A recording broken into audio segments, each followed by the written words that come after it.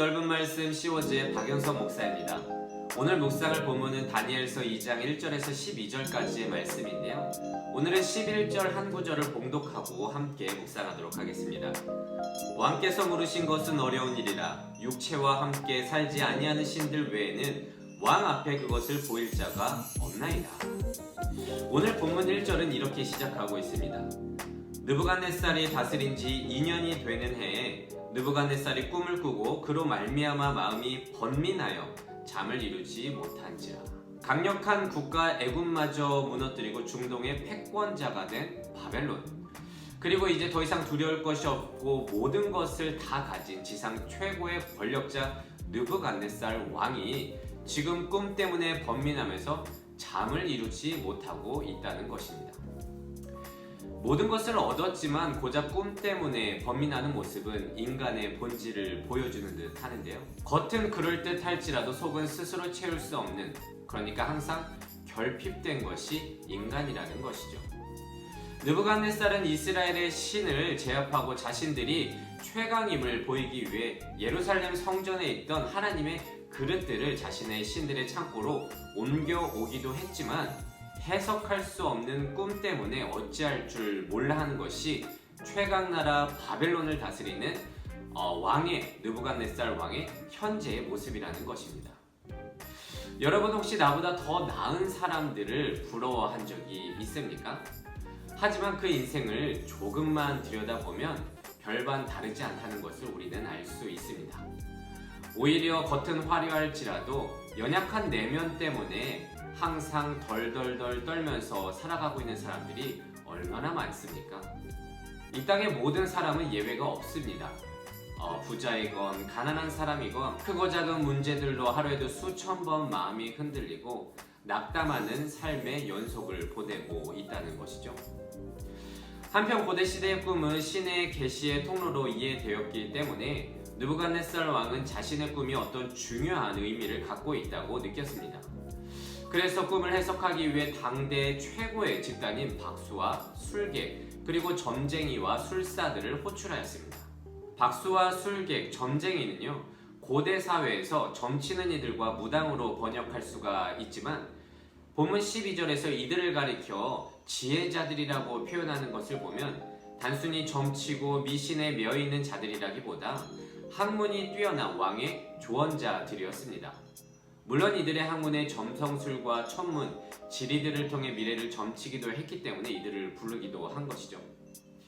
그런데 느부갓네살 왕은 이들에게 비상식적인 모습을 보여줍니다. 무엇이냐면 꿈을 해석하라고 불러놓고 자신이 꾼 꿈을 그들에게 알려주지 않은 채 해석하라고 하는 것이죠. 게다가 그것을 하지 못한다면 오늘 본문 5절처럼 너희들의 몸을 쪼개고 거름더미로 만들어버리겠다라고 협박까지 합니다. 이는 자신이 마음만 먹으면 무엇이든지 다 해치울 수 있다는 그의 힘을 과시하는 것이기도 한데요. 그런데 왜 이렇게 느부갓네살 왕은 부당한 요구를 하는 것일까요?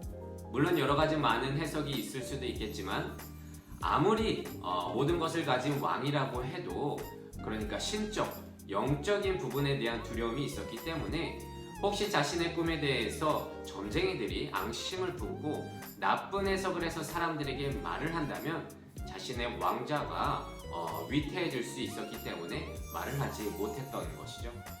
그런데 여러분, 이게 세상 아닙니까?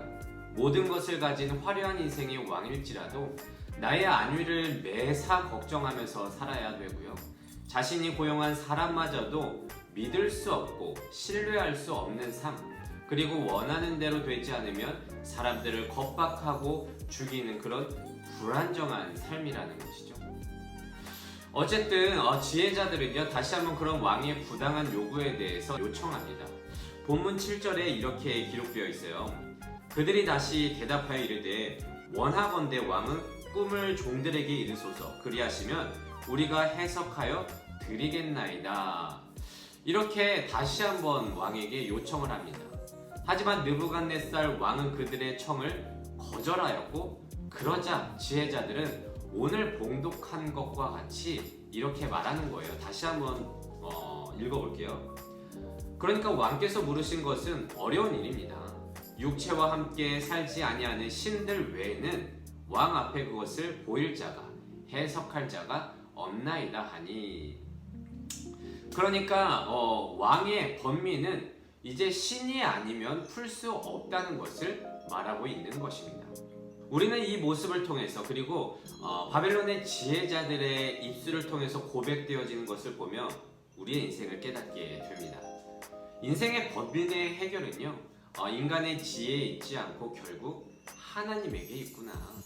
우리는 느부갓네살 왕과 같이 문제에 봉착하면 곧잘 그 문제를 해결해 줄 수 있을 것만 같은 사람들을 찾아가지만 결국 문제를 못 풀 때가 얼마나 많았습니까?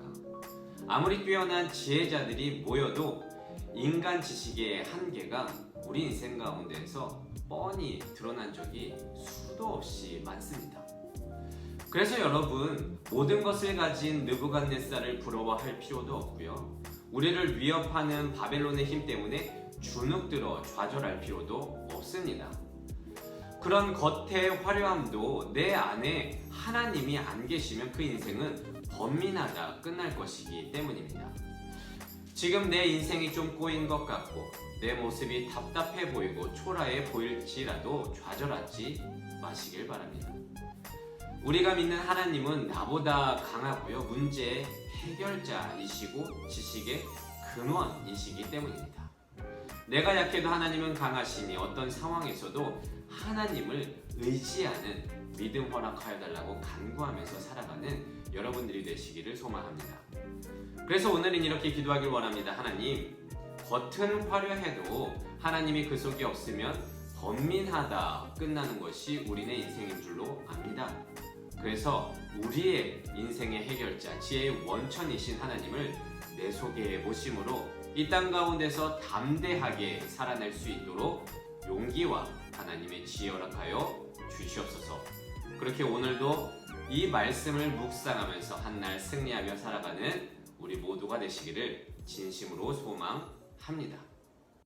기도하겠습니다. 이 세상의 모든 사람의 인생을 사랑하시는 하나님 감사합니다.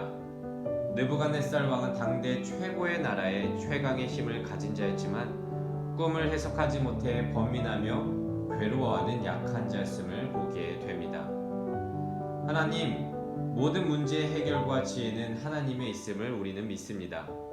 때로는 인생 속에서 바벨론의 힘에 좌절하고 느부갓네살 왕을 부러워할 수도 있겠지만 그보다 더 강한 하나님과 번민을 해결해 주시는 주를 의지하오니 내 속에 그 하나님을 모시고 살 수 있는 우리 모든 그리스도인 되게 하여 주시옵소서. 감사드리며 이 모든 말씀 예수님의 이름으로 기도드립니다. 아멘.